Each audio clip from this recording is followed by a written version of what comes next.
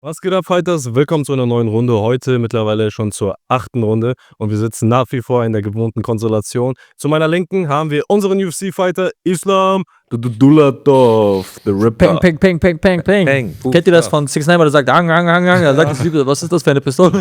Das habe ich gesehen. Ja, und zu unserer Rechten haben wir nach wie vor unseren Middleweight-Champion Karim Engizek. Herzlich willkommen. Oh, Alter, das ist ja Applaus hier. Schön, dass wir in der Konstellation wieder zusammengefunden haben. Ich bin Maxim, ich moderiere das Ganze. Willkommen bei den Smash Brothers. So, Jungs, heutiges Thema wird sein, kurz und knapp, 3 Buchstaben, UFC. Wir schnacken so ein bisschen. Islam, du hast ja ein paar Neuigkeiten, die du schon gedroppt hast. Vielleicht hast du hier nochmal was du sagen kannst und das Ganze so ein bisschen erzählen kannst. Ich hab doch gar nichts gedroppt. Naja, du das mit der Verletzung. Achso, ja, das meinst du, ja. Das mit der Verletzung, dass sich der Kampf verschiebt. Ich würde einfach sagen, dass ich direkt reingehe und sage, Islam, du hast ja erzählt, doppelter Bandscheibenvorfall. Right. Und was hat der übliche Arzt gesagt, dass du nie wieder kämpfen kannst? Ja, nie wieder, er meinte so, ich soll am besten den Sport sein lassen, weil der ist, es wird immer nur schlimmer und schlimmer, sagt er. Und deswegen wäre es für mich besser, auf jeden Fall einfach den Job sein zu lassen und seiner Meinung nach, der denkt einfach, ja okay, ich habe 20 Jahre gekämpft, ja okay, ich schau einfach auf. Die Leute sind echt krank, die denken wirklich, ich stehe jetzt auf und sage dem Patienten mir, ja okay, gut, dann höre ich einfach auf und gehe raus. Also Digga, du kannst doch nicht einfach so behindert sein in deinem Kopf, dass du jemanden, der 20 Jahre lang Sport gemacht hat, Profisport heißt, sagen, ja, einfach so aus dem Nichts, sondern der sitzt so ganz gechillt so, ja, ich würde auf jeden Fall raten, den Sport sein zu lassen, weil das können sie so auf jeden Fall nicht mehr weitermachen. So sagt er das mir. Von der ärztlichen Sicht hat er recht. Das ist unser Sport, das ist nur da, um uns kaputt zu machen. Ja, natürlich. Wir haben körperlich gar keine Vorteile dadurch. Ja, aber ich weiß, was er sagt. Ich habe unser Leben geopfert, genau. jahrelang. Und jetzt ernten wir die Früchte. Du kannst dich einfach sagen, ja, okay, du kommst frisch in die UFC, hast dein Leben dafür gearbeitet, auf einmal sagt der Arzt, ja, genau, jetzt auch. Okay, jetzt bin ich Busfahrer, Leute. So, das ist doch sinnlos, weißt du, warum soll das zu erwähnen? Ich meine, sogar wenn die mir alle sagen würden, ich muss aufhören, würde ich dann nicht aufhören. Weißt du, dann würde ich lieber weiter meine Gesundheit kaputt machen und weiterkämpfen. Aber warst du bei einem gewöhnlichen Arzt erstmal gewesen oder wie? Ich sag mal so, weil ich wusste ja auch gar nicht erstmal, dass ich Bandscheibenvorfall habe. Ja. Also er hat mir das ja gesagt. Und dann hat er mir auch gesagt, ich habe ja gerade meine Nerven eingeklemmt. Er hat darauf gekommen, am besten MRT, da sieht man das alles am besten, bla bla bla. Haben wir gemacht. Und dann kam raus Bandscheibenvorfall. Und da hat er mir das gesagt. Hätte ich gewusst, ich habe einen Bandscheibenvorfall, wäre ich niemals zu einfach irgendeinem normalen Arzt gegangen. So, und dann bin ich zu JT nochmal, das gleiche kam da auch raus, Bandscheibenvorfall. Der hat mir natürlich gesagt, ey, das kriegen wir wieder hin. Hat das erstmal gespritzt. Jetzt im Nachhinein denke ich mir, wäre vielleicht besser gewesen, hätte ich es nicht gespritzt, weil Cortison ist einfach so eine Sache, ich denke, das ist einfach, betäubt nur den Schmerz, so. Aber die Ursache ist ja immer noch da und die Ursache muss halt behandelt werden, so. Und das habe ich jetzt leider erst im Nachhinein so richtig gelernt, so alles. Hätte ich dir vorher sagen können. Der drückt nur die Symptome. Genau, und der Bandscheibenvorfall ist halt nach wie vor da. Es ist ein bisschen besser geworden, nach 4 Wochen, ein wenig besser geworden, habe ich jetzt gesehen, 2 Bandscheibenvorfallbilder. Habe ich verglichen, also ich habe eins gemacht beim JT damals, 4 Wochen später ein neues. Und ja, jetzt werde ich mehr daran arbeiten mit meinem neuen Physiotherapeuten. Der hat mir gesagt, ey, pass auf, wir kriegen das hin. Er hat mir auch gesagt, ich habe eine leichte Skoliose. Also in meinem Rücken, leichte Wölbung so, leichtes S so. Er meinte aber, das ist normal, das haben viele Menschen. Wenn er da jetzt hingehen würde, würde er das vielleicht auch haben, weil wir einfach, wenn wir halt kämpfen, wir stehen halt so ziemlich so mit dem Buckel weit hinten und sowas. Weißt du, ist halt so typisches Kämpferding. Er meinte, das haben viele Kampfsportler. Ja, Boxerkrankheit, ne? So viel dazu. Ich meine, Boxer haben sogar noch schlimmer, wir sind ja noch MMA-Kämpfer, weißt du? Felix, Alter. Aber so Ringer und Boxer haben das zwar meistens, weil Ringer stehen halt die ganze Zeit so tief. Boxer sind halt so mehr in dieser Doppeldeckungsstellung, weißt du, und sind halt die ganze so, genau, für Felix Sturm zum Beispiel, er wird das wahrscheinlich auch krass haben. Vermute ich jetzt mal einfach aus dem Aspekt, wenn er jetzt die ganze so steht. Ja, ich bin aber nach wie vor auf jeden Fall dran. Ich arbeite meine Verletzung aus, kuriere alles aus. Ich habe schon 2 neue Daten, wann ich ungefähr kämpfen werde. Okay. Kannst du das droppen? Ja, lassen wir es einfach. Wenn das soweit ist, dann. Wenn es soweit ist, dann reden wir drüber, weißt du, jetzt macht keinen Sinn, nochmal das zu erwähnen, einer macht die Auge. Weißt du, stirbt schon wieder von Neid, wenn er hört, oh nein, Islam kämpft wieder jetzt in der UFC, weißt du? Ja. Deswegen, ja. So viel dazu. Ich habe jetzt auf jeden Fall aktuell 2 Daten, wo ich jetzt mir vorstellen könnte zu kämpfen. Das habe ich jetzt meinen Geschwistern gestern abgeklärt. Morgen spreche ich mit meinem Manager. Und wenn das alles so passt, dann let's go. Also, ich kenne keinen dieser Daten, aber, du hast ja irgendwann mal erwähnt, vielleicht zum April, zur Ramadan-Zeit. Ja, wird später sein als April. Okay, weil die Frage dazu ich komme mal gleich drauf noch mal zurück. Kerim, wie ist das bei dir? Wir hatten ja auch in der letzten Folge noch mal 'n bisschen so über Verletzungen gesprochen. Da hat Islam auch noch mal deutlich gesagt, dieses körperliche, dieses gerade mentale Depression und so. Ja. Wie gehst du generell so mit Verletzungen um? Sagen wir mal, die Schulter tut weh, das Knie tut weh. Du stehst jetzt vor 'nem Kampf. Fokussierst du dich mehr auf die Genesung oder trotzdem auf den Kampf? Weil das ist ja so 'n bisschen widersprüchlich. Du verletzt dich eigentlich schon vor dem Kampf. Wie läuft's da bei dir ab? Guck mal, als Kämpfer, du bist daran gewohnt, dass du stehst mit Schmerzen auf. Das ist bei mir auf jeden Fall der Fall. Ich stehe jeden Morgen mit irgendwelchen Bewegungen auf, die für andere ganz schlimm wären, die für uns ganz normal sind. Mhm. Aber für jeden Profisportler oder Kämpfer empfehle ich das mit einzubauen, dass du regelmäßig zum Physio gehst. Mindestens 1-2 Mal die Woche. Ob du jetzt kämpfst oder nicht, um der Offseason oder nicht. Du musst das einbauen. Physio ist A und O, habe ich gelernt. Und ich habe gelernt, meinen Körper gut zu regenerieren. Ich hatte in jungen Jahren viel mehr Probleme. Weil ich habe falsch trainiert, zu viel Gewicht. Das sage ich Ihnen auch immer wieder. Zu viel Gewichte, falsch trainiert und kein Physio. Hatte ich viel mehr Probleme. Ich hatte schon mit Anfang 20 beide Knie operiert. Meine Schulter ist operiert, meine Hände operiert. Das war alles zwischen 20 und 25. Und jetzt habe ich weniger Verletzungen, desto älter ich wurde, weil ich viel mehr Acht auf meinen Körper gebe. Weil ich viel mehr zum Physio dehnen, ganz, ganz, ganz wichtige Sache. Ich dehne mich jedes Mal nach dem Training richtig aus. Und so kannst du Verletzungen vermeiden. Natürlich in unserem Sport, das gehört dazu. Aber so vermeidest du das. Mhm. Oder minimierst das Ganze. Du minimierst das.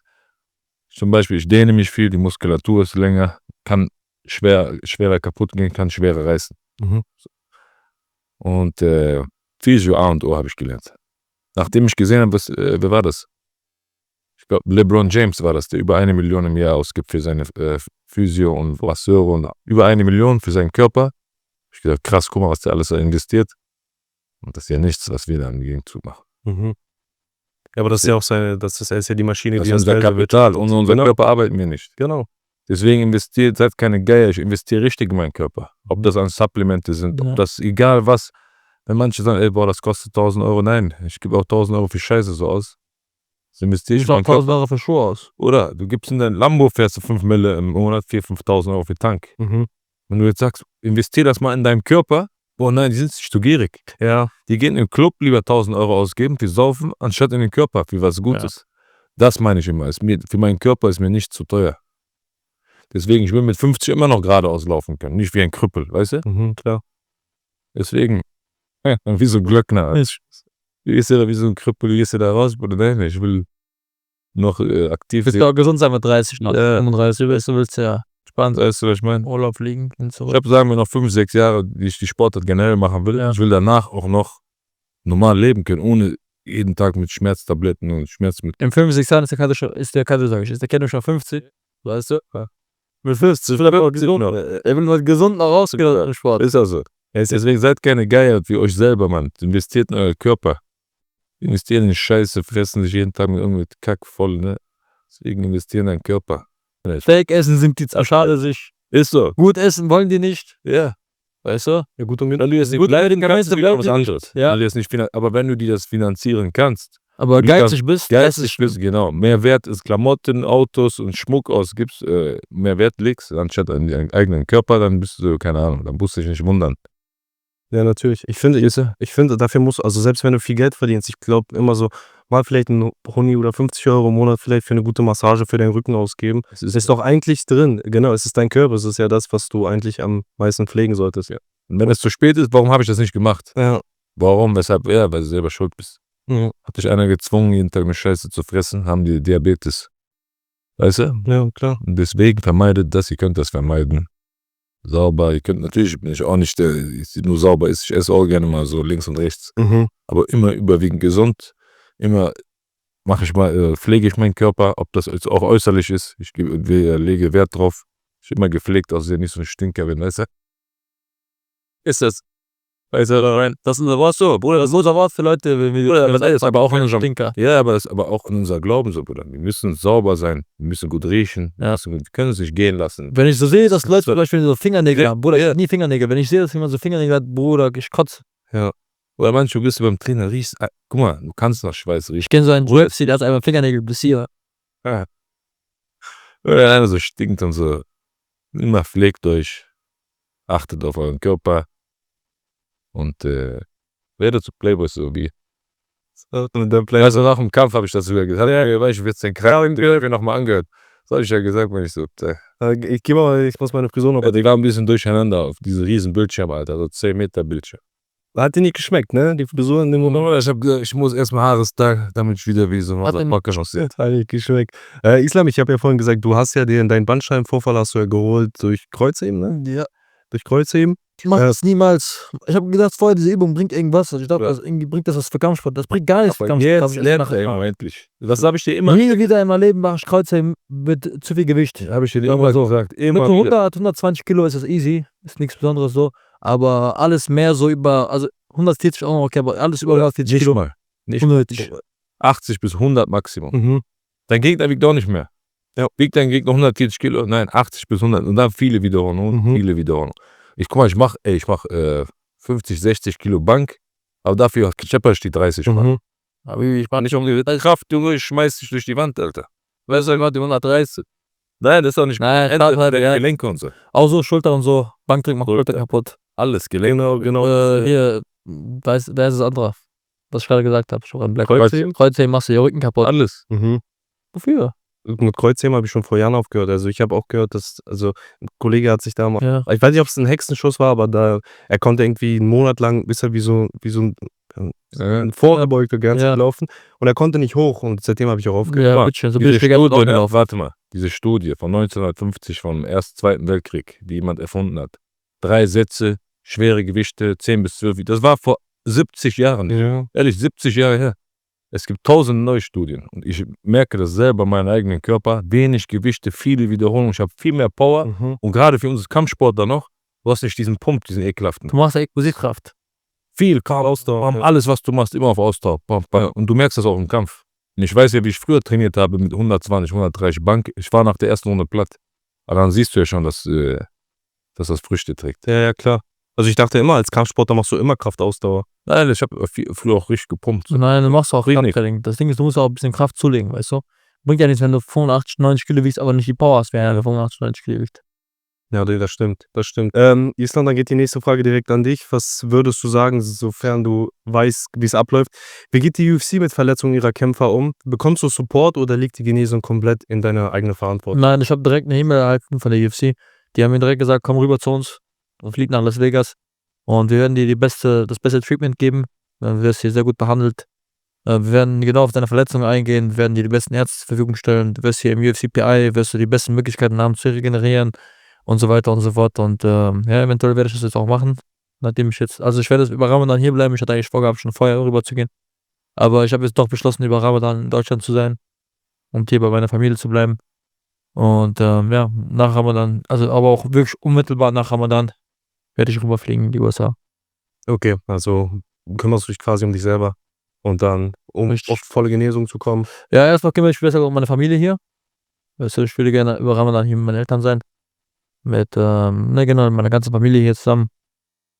Und dann, Wie ist es für dich, mental zu wissen, okay, du musst dich jetzt 100% auf die Genesung erstmal vorbereiten und dann kannst du erst kämpfen? Ja, also ich trainiere auch die ganze Zeit parallel. Ne? Es ist jetzt nicht nur so, dass ich jetzt nur darauf fokussiert bin, wieder zu genesen, sondern ich arbeite an meiner Physiotherapie, aber parallel trainiere ich jetzt auch. Okay, also machst du da nur wenige Abstriche und passt einfach nur ein bisschen mehr auf, ne? Richtig. Okay. Ich frage die Frage jetzt, habe ich ja vorhin kurz angeschnitten, während Ramadan trainierst, könnt ihr auch gerne beide beantworten. Viele fragen auch, wie schafft ihr das ernährungstechnisch, weil ihr seid ja Hochleistungssportler, ihr geht in den Kampf, ihr zieht da quasi in den Krieg. So, aber während Ramadan muss ja auch trainiert werden, ihr müsst ja auch essen. Wie schafft ihr diese Energie aufrecht zu erhalten und das alles irgendwie auszuschöpfen, damit ihr dasselbe abrufen könnt, wie auch, wenn ihr nicht in der Ramadan-Zeit seid? Er musste, das ist unser Job. Das ist, um ehrlich zu sein, ich würde jetzt gerne sagen, vernünftig schlafen gehen oder so, damit die Energie rausgeht, aber auch nicht, um ehrlich zu sein, Ramadan. Weil an Ramadan ist das nun mal einfach so, du gehst nun mal einfach immer spät schlafen, aber in unserem Alltag ist es halt so, du stehst nun mal auch früh auf. Weißt du, wir machen ja auch abgesehen von dem Sport auch privat andere Sachen, ne, genug Sachen zu tun, deswegen sind wir halt auch so Menschen, wir stehen dann auch früh auf. So, wenn ich ehrlich bin, im Sommer, wenn es Hochsommer ist und Ramadan und du erst um 22 Uhr ungefähr fast essen darfst, trainiere ich auf gar keinen Fall zweimal am Tag. So, aber jetzt, da wir immer näher zum Winter kommen, werden wir wahrscheinlich so ungefähr um 18 Uhr essen können. Das heißt, ich werde auf jeden Fall um 11 Uhr morgens, 10 Uhr morgens trainieren, meine Morgenzeit machen. Und dann werde ich nach dem Essen, nach 18 Uhr direkt wieder, oder vorm Essen sogar, vielleicht sogar wieder meine zweite Einheit machen. Also, ne, ich werde auf jeden Fall zweimal am Tag trainieren. Wie ich das jetzt mache oder ob es jetzt bestimmte, ich sag mal, Tricks dafür gibt, Energie zu haben, sage ich dir ehrlich, ich esse einfach vernünftig in der Zeit. Es ist nicht so, wenn ich essen darf, haue ich direkt alles rein, sondern ich esse mehrere Portionen verteilt. Ich nehme auch viele Sachen, Supplements nehme ich auch zu mir, weißt du. Sachen, Energielieferanten, weißt du, die dir viel Energie liefern für den nächsten Tag, dass du fit bist. Und ja, mehr gibt es eigentlich auch nicht von meiner Sicht jetzt. Ja, ich glaube, was die Leute immer erwarten, die erwarten irgendwie so einen Trick oder so. Ja, so die denken jetzt, Gibt's aber nicht, ne? Das ist irgendwie so. Lass dich nicht voll fressen. Langkettige Kohlenhydrate, viel Wasser trinken, würde ich sagen. Wasser, so A und O. Und wirklich, was den Körper auch versorgt über den ganzen Tag. Am besten sogar so Porridge vielleicht mal bei die Nacht dann kurz vorm Schlafen gehen. Das war's. Und nicht zu viel. Auch so Elektrolyte-Sachen würde ich auch raten zu trinken, weißt du, vorm Schlafen gehen nochmal, dass der Körper halt gut aufgeladen ist mit Elektrolyten. Weißt du, dass du kurz bevor du ins Bett, was heißt jetzt kurz, aber du weißt schon, was ich meine, ne, eine halbe Stunde vorher oder so, würde ich dann halt einfach raten, so, ich fühle mich dabei einfach besser. Okay, ja gut, danke für die Tipps, weil viele haben gefragt, wie man diese Zeit am besten übersteht, gerade wenn man so Hochleistungssportler ist, ne? Habt ihr Fight Night 250 in Saudi-Arabien, habt ihr gesehen? Adesanya, Shara Bullet, habt ihr die Kämpfe auch gesehen? Der Shadow Bolt hat gegen einen Freund von mir gekämpft. Ja, Mann, der MVP, ne? Ja, ich habe vorher auch allen gesagt, dass er verlieren wird. War mir schon von vornherein klar, weil der Page ist ein starker Mann, weißt du? Hat mir auch vor kurzem geschrieben in der Vorbereitung, was auch nicht viele wissen. Wollte zur Vorbereitung rüberkommen, hat auch mich auch gefragt, ob ich den Kidem fragen kann, ob er Zeit hat für den Sparring und so. Die wollten den Kidem auch einfliegen lassen. Ach was. Für den Sparring und sowas. Und ja, aber zu der Zeit war Kidem noch gar nicht richtig im Training und so, da hat er auch viel zu viel Stress mit seiner eigenen Ich Vorbereitung. war selber in meiner Vorbereitung gewesen.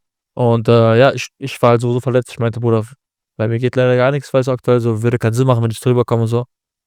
Meinte er, verständlich und so. Und dann meinte ich auf jeden nächsten Mal auf jeden Fall, ich komme vorbei. Ich habe mit ein paar Leuten eine Wette gemacht. Ich habe auch gesagt, MVP wird gewinnen. Der ist stark, der Shara Bullet, aber der ist zu krass gehypt. Und die wissen nicht, Alter, du hast ja auch mit dem Sparring, der ist unnormal gut. Also Das der ist unnormal MVP. Ich wusste, der wird gewinnen, seiner eklige Art, oder wie der kämpft.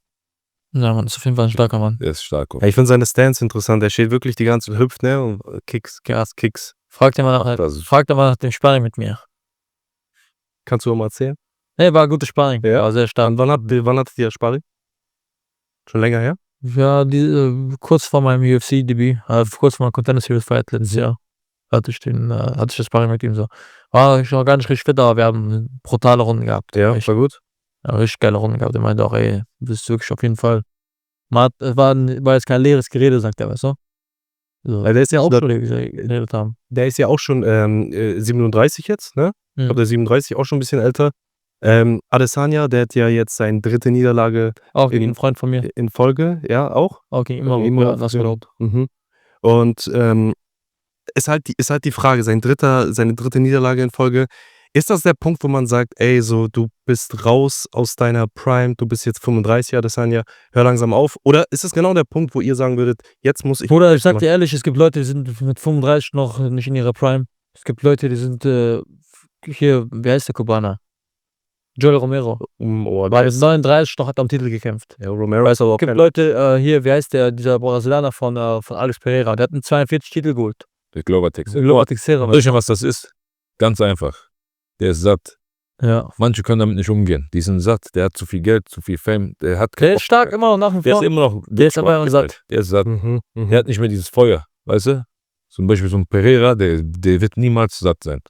glaube ich Den auch. gibst du, den sagst du, ey, du kriegst 1 Million für Kampf, das spornt den immer wieder neu an, entfacht immer wieder neu das Feuer. Weil manche erst zu schnell berühmt und zu viel Geld bekommen. Und das ist leider meistens in diesem Sport so, ob das ist bei jedem Sportler so fast. Wenn du zu viel Geld und zu viel Fame zu schnell bekommen hast, hast du auch nicht mehr diesen Hunger.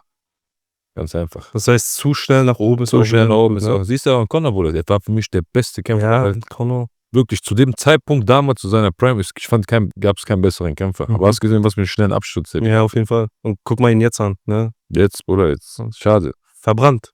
Verbrannt. Pereira, gut, dass du es angeschnitten hast, der hat ja, jetzt kämpft er bald gegen Ankalaev und ich könnte auch gerne eine Prognose sagen, was ihr glaubt. Er ist jetzt gerade auch sehr viel unterwegs, Pereira. Ne? Sagt jeder, aber ich denke, trotzdem wird er den Kampf gewinnen. Pereira? Ja, der wird den Kampf gewinnen. Knockout? Ich denke, kein Knockout, aber über die Runden. Mhm. Ich sage, dann wird er mit Low-Kicks bearbeiten. Ich denke, wenn er es schafft, seinen Gameplan durchzukriegen, wird das Ding auf jeden Fall machen. Ich denke jetzt von Ankalaev zu sagen, dass er ihn mit ihm im Stand-up bleiben will, finde ich ein bisschen überheblich, also finde ich dumm einfach zu sagen, dass man das machen möchte, weil nicht, weil ich nicht glaube, dass er unbedingt mit ihm nicht mithalten kann, sondern weil ich eher denke so, wofür willst du dir das schwieriger machen? Ich meine, du bist ein besserer Ringer, versuche ihn einfach zu wresteln. Wenn ich Ankalaev wäre, ich würde jetzt meine ganze Vorbereitung darauf aussetzen, ihn zu wresteln. Und wenn ich sage, wenn Ankalaev das wirklich durchbringt, die ganze Zeit ihn wrestelt, dann wird er den Kampf auch gewinnen. Aber wenn er es nicht schafft, dann sehe ich da keine Chance zu gewinnen. Mhm. Okay. Also Striking auf gar keinen Fall. Was meint ihr, Pereira kommt ja auch viel rum, ne? Was ich gerade meinte, kurz vor, paar Wochen vor seinem Kampf und der ist immer noch unterwegs. Ist es so etwas, was ihr so mäßig unterstützen würdet? Sagen so. Aber was meinst du denn unterwegs? Also er ist halt, Oder der ist einfach in Australien gerade. genau, der ist, Okay. Das ist eine andere Welt. Was macht er da? Der hat einen anderen Trainiert- Kopf. Nein, der trainiert wird er? eingeladen. Ja, guck mal, der trainiert da, aber bei ihm ist so, der wird überall auf der Welt eingeladen. Und der macht richtig Kohle gerade. Überall, wo der hinfliegt, zahlen die den dumm und dämlich. und gerade so kurz vor dem Kampf. Ich selber würde sagen, fokussiere dich auf deinen Kampf. Ja. Mhm, das meine ich. Ich Aber nicht- soll ich warum? Aber er hat einen ganz anderen Kopf als wir. Was meinst du? Der hat einen anderen Kopf. Den ist das, ich weiß nicht. Er verliert dadurch wahrscheinlich keine Konzentration. Keine Konzentration, kein Fokus, kein nichts. Aber Bruder, du musst auch vorstellen, er hat wahrscheinlich auch schon 200 Kämpfe. Ja, der hat auch Kickbox-Kämpfe. Weißt du, was ich meine? Der ist so, Wenn du so drauf guckst, er hat wahrscheinlich schon über 200 Kämpfe insgesamt. Oder keine Ahnung, wie viele er hat. Aber weißt du? Ja, aber er war ja noch nie so weit, wie er jetzt ist. Er ist wieder in der Titelverteidigung, hat 5 Siege in Folge gemacht. Jetzt, egal wie viel Kämpfe Ja, musste er hat bei Glory 12 Mal oder so einen Stilverteidiger. Oder ich will jetzt nicht lügen, ich habe keine Ahnung, wie oft auf jeden Fall. Ne, 6 Mal. der Typ, Alter. Und er war Doppel-Champion, weißt du, und all sowas. Also. Ja, hier bist du aber nochmal in der UFC. Würde ich ja sagen, das ist dann nochmal ein anderer einfach. Oder noch wenn mal ein du anderes Champion Level. bist du Champion, dann ist dir das irgendwas scheißegal. Okay, Weißt du? okay. So, der ist in der UFC, ja, aber der ist auch schon Champion in der UFC gewesen bei 84. Mhm. Er war schon mal Champion, jetzt ist er bei 93 Mhm. Champion. Weißt du? Ja. So, und der denkt sich, ja gut, ich habe schon alles auseinandergenommen. Der lässt sich auch nicht aus der Ruhe bringen. Mhm. So, dann ist das, wie gesagt, scheißegal. Der denkt sich nur, gib mir meinen Check. Am Ende ist da ehrlich, Mann. Ja. Der ist kein bisschen nervös, der hat keine Anspannung, nichts. Die tanzen da noch und machen und reden. Der geht da einfach rein. Der weiß ja, was der kann. Mhm. Der weiß ja, zu was der fähig ist, Bruder. Und du weißt auch, was Leute wissen, was er kann. Der war auch Die sind doch eingeschüchtert. Ja, die sind eingeschüchtert. Der weiß, der hat einen Hammer, der muss einmal durchgehen, der liegt nicht schlafen. So. Weiß ich. Direkt erste Runde. Der weiß genau, Bang. trifft, dann trifft. Ja, vor allem, du hast es ja nochmal bei Haut und Leibe erfahren. Ja, wie Haut, ne? Ist wie ein, Ich hab's dann angerufen, dann meinte ich, Kerl, hat er die weh getan? Und meinte, ja, Bruder, mich auf Bügelbein. Ja, komm, jetzt, ich geh jetzt mit dem. Genau, wo ich zum Sparring kam, Ja, ich habe echt? das schon mal erwähnt. Gegen MVP habe ich auch schon 5 Runden gemacht. Vor 3 Jahren. ja, Technisch ist er sehr, sehr gut. schnell. Sehr schnell. Gutes Auge. Ich habe 5 Runden mit dem, 5 mal 5 Minuten mit MMA-Handschuhe haben wir gemacht. Technisch einer der besten Kämpfer für mich. Auge, Reflexe und so top. Ja, Mann. Alex Pereira, Fight IQ, hatte das heftigste von allen Kämpfern, die ich bis jetzt kennengelernt habe, und die Power. Wrestling sage ich Ramsat. So. Auf jeden Fall. Jeder, der immer, du leierst hier, du übertreibst hier, ihr habt es jetzt alle gesehen. So. Was will man jetzt da noch sagen? Der Typ hat die ganze UFC auseinander. stimmt. Also, er hat es auch gut beschrieben. MVP würde ich auch sagen, ist sehr, sehr schnell, flink, Wunderbar. technisch sehr sauber, kickt sehr gut, bum, bum, kriegt alles durch. Weißt du, starker Junge auf jeden Fall auch. Pereira, starker Striker, hat einen guten Schlag, guten Punch auf jeden Fall, hat nicht umsonst einmal damals sogar den stärksten Schlag gehabt, vor keine Ahnung, ein paar Monaten. Mhm. Hat dann so eine Schlagmaschine reingeschlagen in der UFC. Und mit Ringen, Bruder, ganz klar Ramsat auch. Ja. Ich denke auch, Ramsat ist auch viel stärker als ein Islam oder weißt du, oder Khabib weiß ich jetzt nicht genau, wie das aussehen wird, wenn ich in der Ring bin, aber ich finde, rein ringerischer ist der Ramsat viel stärker als ein Islam ist. Weißt du? Wenn ich mir jetzt, also natürlich, er wiegt auch mehr und so, aber man sieht einfach an seinem Ringerstil. Schon, Wenn man wenn du jetzt vergleichst, wenn, wie er in seiner Gewichtsklasse mit Leuten ringt, und wie Islam in seiner Gewichtsklasse mit bringt, dann siehst du den Unterschied zwischen Komplett. dem, was Khamzat mit seinen Gegnern macht und Islam mit seinen Gegnern macht. So, weißt du? Islam kann die Leute teilweise auch noch nicht am Boden halten. Weißt du, das soll jetzt gar nicht sein Leistungsspieler oder so, aber ist einfach ein Fakt, dass ein Khamzat zum Beispiel Leute nimmt, vom Boden klatscht, dominiert, nicht hochkommen lässt und die halt am Boden hält. Ja, das Wenn er dann richtig fit ist. Wie jetzt bei unserem letzten Kampf gegen, sag mal schnell, Whittaker. Whittaker. Also ist schon. Und was würdet ihr sagen, weil du hast ja gerade gesagt, Cheryl Bullet Magomedov, der ist ja Ja. einfach Für mich, overhyped. ja, nicht overhyped, aber ich finde, er ist auf jeden Fall jetzt keiner, wo ich sehe ihn nicht als Champion. Also er hätte jetzt 15-0 gehabt, jetzt ist er Ja. bei 15-1. Ich hätte auch gegen ihn gekämpft. Mit 15-0. Wenn die UFC mir jetzt angeboten hätte, gegen ihn zu kämpfen, auf 74, ich hätte sofort gegen ihn gekämpft. Weißt du, was ich meine? So, ich denke, in Striking würde ich niemanden in der UFC sehen, wo ich sage, boah, ich hätte mit dem jetzt krasse Probleme oder so. Weißt du, was ich meine? Mit dem meine Gewissheit, für mich ist es gar kein Problem. Ich würde egal mit wem Striking mithalten können. Ich weiß das. Weißt du, so, ich habe auch in Amerika mit allen Leuten Sparring gemacht, jetzt ohne mich zu halten. Ich habe auch mit, keine Ahnung, Marvin Vettori oder wie die alle heißen, ich habe die Jungs alle dort gesehen, weißt du, auch. Ich will jetzt nicht, weißt du, kein Bock jetzt nicht drauf einzugehen, so, aber. Ja, also, Weißt du, wir haben mit allen möglichen Leuten dort Sparring gemacht, weißt du, und niemand war so krass, dass ich gesagt habe, ey, ich wurde von irgendeinem kaputt gehauen. also sagst du würdest das quasi dann mit 100%. allen aufnehmen und 100% im Striking, auf jeden Fall. Ja. So.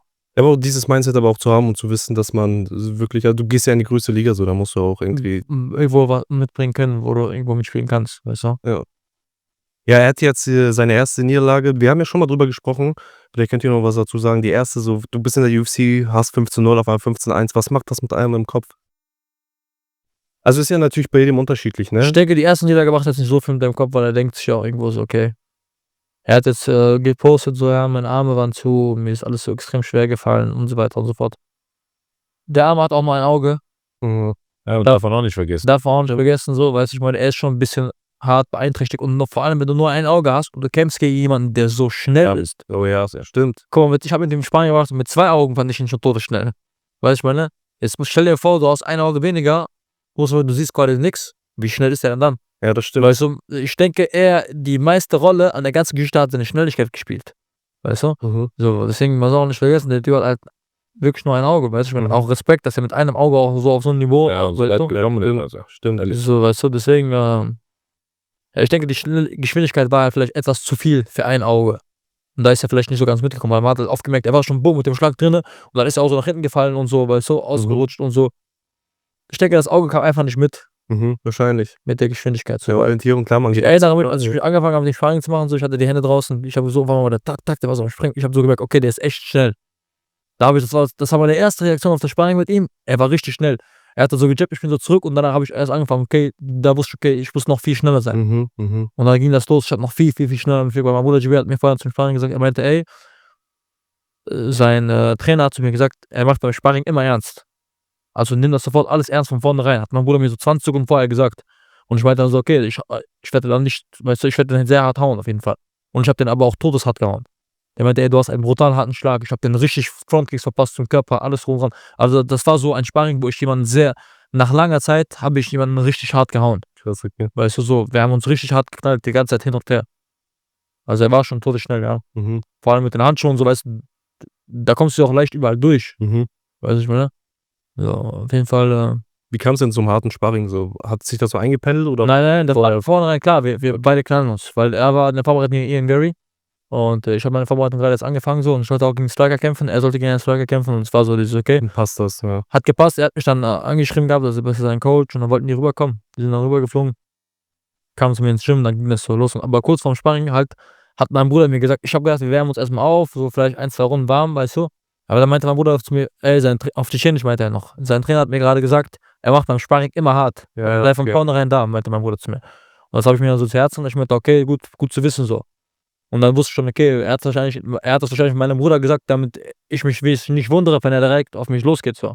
Dann habe ich gesagt, okay, let's go. Und das war schon so ready. Dennoch war er sehr schnell. Aber Ja, unnormal. geil. Unnormal geile Runde gehabt so. Und der steppt immer. Seine Beinarbeit ist krass. Bap, die ist hin und her. Ja, das ja. macht er unnormal gut. Ja. Kommt von diesen, was kommt von Taekwondo? Ja, Kyokushin Kyokushin-Karate. Karat und das ist richtig hart. Also das ist ja auch ohne Handschuhe und voll zum Körper Kicks. Sind auch Das- wie Handschuhe, aber so dünne Handschuhe auch so und der schlägt so Vollkontakt, ist das sehr harter Sport. Ja, sehr harter Sport auch. Oh, okay. Teilweise ohne Handschuhe. Manchmal blank. Das ist einfach nur blank. Wir Nicht mal Bandagen? keine Bandage. Okay, einfach Bärnacke. Voll in den Körper, Kicks, alles erlaubt, nur nicht zum Kopf. Krass, okay. Meinst du, bei Pereira war das ähnlich? Also hat es... Nein, Pereira ist immer ganz anders. Oder er steht einfach und haut einfach wie Steine, Bruder. Er haut einfach Steine raus. Aber ihr habt ja lockere Sparring gemacht, ne? Ja, es war locker, aber trotzdem, der hat einfach eine Naturgewaltkraft. So. Ja. Auch wenn das so locker aussieht, das kommt trotzdem hart. Genau. Und dann stellen wir vor, er ist da noch im Ring und gibt volle... Und er hat einfach einen guten K1-Kämpfer ganz easy ausgenockt und der sehr stark ist hier aus Deutschland sogar. Das war ganz easy. Von außen sah das nach nichts aus. So. Der hat den ganz easy ausgenockt. Wie viel doch dahinter steckt da, ne? Ja. Heftig. Da habe ich mir auch gedacht, ich habe das erstmal gesehen, okay, ich muss aufpassen. So. War gut. Aber ich habe dann auch gute Bomben verteilt, ja. Aber was auch schon ganz schön ausgepackt. Nee, aber ja, klar, schon da war ich 88 Kilo, der hatte 106. Und allein dieses Gewicht hat eine riesen Rolle gespielt. 106 hat er... Seine Physis alleine hat mich schon richtig Luft gehalten, dass der drückt. Aber ich habe gemerkt, der kam nicht so auf meinen Boxstil richtig klar. Mhm. Ich habe ein gutes Auge, ich habe gutes Boxen. Ich bewege mich viel, schön mit dem Oberkörper, Jab, ich boxe variabel, beide Auslagen und so. Der hatte mir mehr Schwierigkeiten als mit den anderen. So auf jeden Fall. Natürlich haben wir jetzt nicht so 100% gemacht, aber war eine gute Erfahrung auf jeden Fall. Okay, ja, kann ich mir vorstellen. Ja. So gerade gegen so erfahrene UFC-Kämpfer. Und ich habe das von vornherein gesagt, er wird Champion. Er wird Champion. Wenn der Typ in die UFC kommt, der musste mit diesen dünnen Handschuhen nur einschleifen, der fällt da, ja. Wirklich jetzt. Ja, ich fand die Kämpfe gegen Adesanya immer sehr interessant. Wie so Rivalität. Ja. Also schon damals, noch nicht in der UFC, haben die ja schon gegeneinander gekämpft. Naja, okay, dann vielen Dank erstmal bis hierhin, Jungs. Ich würde sagen, wir gehen einfach direkt in die Zuschauerfragen rüber. Vielen lieben Dank an die Leute, die die Zuschauerfragen immer wieder stellen. Und unser Appell nach wie vor an euch, immer wieder weiter Zuschauerfragen stellen, damit die Jungs das auch dementsprechend beantworten können. Einfache Frage, auch von dem Danke an einfach Aki. Er hat gesagt, was denkt ihr, wäre aus euch geworden, wenn es mit MMA nicht geklappt hätte? Bist ja schon Model, ne? So. Aber jetzt, Model. so, was Der Verbrecher. wäre, Ich hätte den ausgeraubt. Der hatte so viel Geld, der hatte so viel Geld in Modeling. Ich wäre auf jeden Fall Schutzgeld bezahlen lassen. Der wäre zwar ein Wahlkämpfer, aber ich hätte von dem Schutzgeld genommen. Der wäre bei Versace, guck mal, ich habe 100.000, Mann, ich gebe mir die Airlys 100. Ganz schnell. so Eintreiber oder was? Oder, ganz ehrlich, ich glaube, ich würde Professor auf einer Uni geworden. Für was? Kieferchirurgie oder? Ich weiß gar nicht, was das ist. Ich wäre Verbrecher. Ja, ist das? Klar, da gab es keinen anderen Weg. Da gab es das oder das, Ja. Hot oder Top, ganz einfach. Könntest du jemals vorstellen, eine Ausbildung gemacht zu haben? Nein, das war Ja. das ja. Ich habe Niemals. gesagt, ich arbeite für niemanden. Ich kann für keinen arbeiten. Mhm.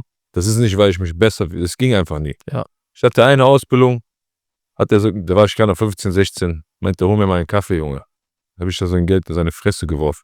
Ehrlich jetzt. Krass, okay. Ich hol deinen scheiß Kaffee selbst. So weiß ich das. Ich konnte mir von niemandem was sagen lassen. Mhm. Ich habe immer schon mein eigenes. Ich war ein Einzelgänger, bin ich immer noch. Das heißt, es war eigentlich von vornherein klar, Kampfsport oder kriminell. Oder Kampfsport. Ich habe das letzte Mal auch zu jemandem gesagt, ich habe in der Grundschule den Kindern gesagt, ich werde Weltmeister im Boxen. Krass, du wusstest schon. Damals gar kein MMA in meinem Kopf, deswegen habe ich immer schon gesagt, Boxen. Weißt du? Ich habe immer schon gesagt, ich werde Weltmeister im Boxen. Du wusstest auch Boxen, nicht einmal nur Ja. Kampfsport, sondern Ich habe schon Boxen gesagt, ja. Okay. Heftig, aber du hast ja trotzdem noch nebenbei ein Model gemacht, war das so ein... Oder das war ich in der Grundschule, wo ich das gerade sage. Ich weiß, aber du hast ja danach noch Modeln gemacht. Ja, genau. Also, du machst es ja. Ja, ich habe mir nie gedacht, dass ich jetzt Model werde, Bruder. Weißt du? In der Kultur, wo ich aufgewachsen bin, ist es jetzt auch nicht wirklich, ich sag mal, das Männlichste zu sagen, ich werde Model, wenn ich älter werde, weißt du? Deswegen, Sag das, Bruder, wenn du da bist. es ist so, ich habe damals gemodelt, ja, ich habe dann Kohle gemacht, ja, ich bin viel um die Welt gekommen, weißt du? Das, was ich machen konnte, wie gesagt, ich brauche das nicht nochmal jedes Mal zu erwähnen, ich habe Millionen Jobs abgelehnt, Alter, wo es, hieß Boxershorts-Kampagnen, Shootings mit Frauen, all sowas, ich hätte, keine Ahnung, mit allen möglichen Weltstars Frauen shooten können, ich habe das immer abgelehnt, weißt du, weil ich irgendwann gesagt habe, hey, Shootings mit Frauen mache ich nicht mehr, weißt du, oder Boxershorts-Kampagne mache ich nicht, Parfümkampagne, wo ich mit Frauen sein muss, mache ich nicht, weißt du, so Werbung für Alkoholflaschen, wo ich sehr viel Geld verdient hätte, mache ich nicht, weißt du, so, all solche Dinge, so Moralische Dinge halt auch, ne? wo es meiner Meinung nach nicht geht, was ja jeder für sich selber entscheiden kann, aber wo es meiner Meinung nach einfach nicht ging, habe ich nicht gemacht, habe ich sehr viel Geld überliegen lassen. Deswegen wäre aus mir so kein, ich sag mal, Superstar-Model geworden, weil die wichtigsten Sachen, die ich machen könnte, um so richtig durch die Decke zu gehen, habe ich nie gemacht. Ich habe so Versace-Shootings gemacht, also was mir ja schon krass viel Namen generiert hat. Ich meine, ich war von Top 25 der bestbezahlten Models auf Platz 17, Was? ohne mir eben sogar Mühe gegeben zu haben, weißt du? So, deswegen, Aber ich wäre halt jetzt wirklich keiner geworden, wo ich sage so, ey, ich sag mal, ich wäre jetzt Topmodel oder so, das nicht, ne. Also quasi auf Nebenjob. Ich wäre ganz normal, Bruder, irgendwo auf der Straße, wäre ich Oder wären wir best friends. ich wär entweder, Hätten alles auseinandergenommen. also das, die Leute haben auch Glück, sage ich mal wieder, dass mein Bruder Jibril mich immer davon abgehalten hat. Mhm. Ich glaube auch, mein Bruder Jibril ist eher der größte Grund dafür, dass ich mich für Sport entschieden habe Mhm. und nicht für andere Sachen, weil ich habe zu der Zeit mit den anderen Sachen halt viel mehr Geld verdient als mit Sport. Aber du hast trotzdem diese Passion immer nach vorne. Richtig. Aber das hat auch mein Bruder Jibril mir viel mitgegeben, weil er gesagt hat immer, komm, hab Geduld, weißt du? Irgendwann zahlt Der sich das gute aus. Einfluss, der gute ältere Einfluss. Aber ich sag dir ehrlich, wenn der älter wäre damals, ne, wäre er sowieso mit mir. Ich habe mir immer gesagt, ich brauche einen, der wie ich ist. Hätte ich einen, der wie ich wäre. Beide jetzt Knast, Oder? beide selbe Zelle. Nee, beide selbe. Nein, ich meine ganz ehrlich, damals habe ich mir immer gesagt, wenn ich einen wie mich hätte, wir hätten ganz Düsseldorf, ganz Deutschland auseinandergenommen. Ich stehe es von der Loyalität bis zu den Eiern, bis zu dem, was du alles machen kannst. Mhm. Aber es ist besser so gekommen. Da kann man sagen, ob es gut ist oder nicht gut ist. Nee, Wenn man so besser so. Besser ist. Ich glaube, ich lebe, sag ich dir ehrlich, Gerade sagt, bevor dass ich nicht im Knast bin, so ist und bevor dass ich so lebe, für kein Geld. so dass ich so, weißt du, gelassener, gechillter leben kann. Ich bevor dass ich nicht, keine Ahnung, wenn ich schlafen gehe, mit einer Pistole, weißt du, einschlafen muss, weißt du, dass ich mir decke, dass ich jemanden über den Haufen schießen muss, weißt du. Ja. So, ist okay, ich habe hier und da meine Feinde, ich habe hier und da meine Freunde, hier und da Menschen, die mich lieben, hier und da Menschen, die mich nicht lieben. Muss auch nicht jeder, mich muss nicht jeder lieben, mich muss nicht jeder hassen, weißt du, ist okay. Das heißt ja, wenn dich alle lieben, machst du was falsch, ne? Richtig. Deswegen, mir ist es okay, ein paar Leute, die dich lieben, ein paar Leute, die dich hassen. Ja, das gehört dazu. Das ist Schaden nie. Weißt du? So. okay, dann vielen lieben Dank bis hierhin. Ich mache noch die letzte Frage und zwar von ENXS97, soll wahrscheinlich NS97 sein. Gerne auch einfach nur einen Moment nennen, den ihr schnell sagen könnt. Welchen Moment in eurer Karriere würdet ihr gerne wiederholen und anders machen? Wiederholen oder anders machen? Ach so, wiederholen oder anders. Also es steht hier und anders machen, aber ich denke mal. Das ist schwer, Alter. Weil, wie gesagt, die letzte Niederlage war gut, dass sie so gekommen ist. Das würde ich eigentlich nicht anders machen. Da hätte ich das andere nicht anders gemacht. Dann wäre ich jetzt nicht so weit, wie ich jetzt bin. Also du würdest die Ich habe Niederlage die Niederlage doch kassiert, obwohl die so schmerzhaft war damals. nochmal dann. Auch mit dem Wissen dann. Ja, auch mit dem Wissen. Okay, das ist Krass. krass. Sonst hätte sich nichts verändert, hätte ich weitergewonnen. Und Dann haben auch viele Sachen an mir verändert. Mhm. das denke ich mir auch, aber ich denke mir nichtsdestotrotz, wenn ich das zurückspulen könnte, ich denke, ich hätte mir meinen ersten Gegner wieder vollgeknäpft und ich hätte ihn richtig die Fresse poliert. Also auch dann die Niederlage quasi, ne? Aber siehst du, daran hat er auch gelernt. Alles falsch gemacht. Das, ja, weißt du? So hättest du das dann Wiederum ist es halt auch so, ich habe halt auch viel dazu gelernt nach einer Niederlage, deswegen kann ich es auch nicht genau sagen, um ehrlich zu sein, Weil was guck ich mal jetzt, besser gemacht hätte. diese Fehler, stell mal vor, damals hat es ja kein Glück, war nicht mal interessant, wenn du verloren oder gewonnen hättest. Stell mal vor, du machst das bei einem jetzigen Kampf, diese Fehler, die du, weißt du, was ich meine, um wo es was geht. Mhm. Jetzt geht es ja um richtig was. Damals hat es keinen Idioten gejuckt, hat verloren, morgen was vergessen. Mhm. Aber jetzt geht es ja um was. Deswegen lieber damals anstatt heute. Statt heute. Ja, okay. So sieht's aus. Ja, weil nicht viele würden sagen, nochmal eine Niederlage einholen, um daraus zu lernen. Oder war ja nicht so, dass ich verprügelt worden bin. Ja. Ich bin 3 Runden dominiert, der hat mich dann nur noch 3 Runden versucht festzuhalten. Mhm. Hätte ich Schläge bekommen, hätte ich gesagt, okay, ich will ein Rematch, hätte den kaputt gehauen. Mhm. Der hat mich ja ehrlich gesagt 3 Runden nur geklammert. Mhm. War ja nix. Aber es wäre mal interessant, diese Niederlage heute zu nehmen und nochmal denselben Kampf machen. Ich glaube, dann hast du noch besseres Fighter-IQ, ne? Ja, viel. Du weißt, was ich da. Okay, alles klar, Jungs. Dann vielen lieben Dank an euch. Danke. Wir können immer noch weiter sagen, vielen lieben Dank für euren Support, danke für die Kommentare, YouTube, Spotify. Auf Spotify auf jeden Fall eine 5-Sterne-Bewertung hinterlassen. Schaut, was hier abgeht, teilt das auf jeden Fall mit den Freunden und wenn dieser Podcast wächst, dann kriegt ihr immer mehr Einblicke und auf jeden Fall die Homepage besuchen www.smashborderpodcast.de, um an den Gewinnspielen teilzunehmen und geile Gewinne abzusagen. Und ich würde einfach sagen, Jungs, gerne habt ihr das letzte Wort. Vielen lieben Dank an euch. Peace, danke für den Support, passt auf euch auf, bleibt gesund und ja, Mann, ich kenne mich mehr gerade, wir haben beide Partnerlook. Ja, Mann, schwarz-weiß, siehst du? Brother, Fuß an Fuß, Illusion. Nur der hat Schuhgröße 70. Danke euch auf jeden Fall auch nochmal für den ganzen Support. Teilt alles auf TikTok, Insta, markiert uns, macht richtig Bälle. Und vielen lieben Dank an alle. Die uns Peace out, bis zum nächsten Mal. Peace out. Ciao, ciao. Bellen. Und einen Schuss auf Islam. Ein Schuss zurück.